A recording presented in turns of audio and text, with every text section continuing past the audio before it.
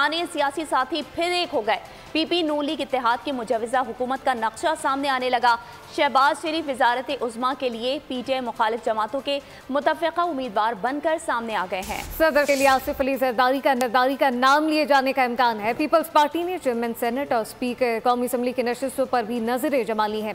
Peoples party ने काबीना में वजारतें लेने का फैसला दूसरे मरहले के लिए रख छोड़ा है, जबकि एमक्यूएम को भी मरकज़ में कई अहम वजारतें मिलने का फैसला किया गया है। पंजाब की वजारत आला का ताज मरीम नवाज के सर पर सजाने के लिए तमाम कुव्वतें मुत्तहिद हो गई हैं।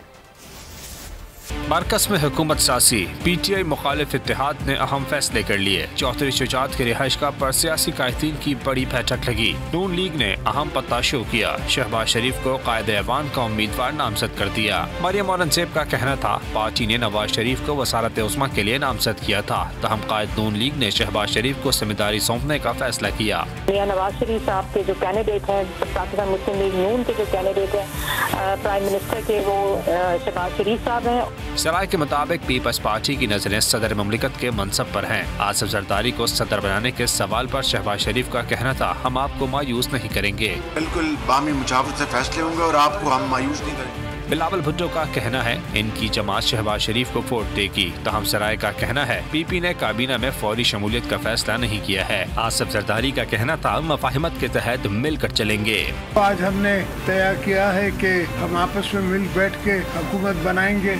इंशाअल्लाह पाकिस्तान को मुश्किलों से निकालेंगे। रिकन्सिलिएशन भी करनी है। इजलास में नून लीग ने पंजाब की मसनद पर अपना हाथ रख दिया। वज़ारत आला मरियम नवाज के नाम कर दी।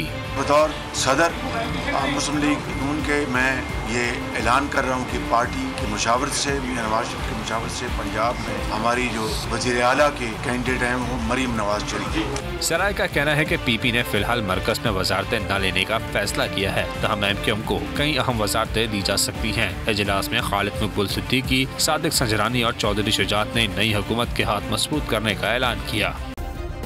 सब्सक्राइब करें और बेल दबाएं ताकि कोई खबर रह न जाए।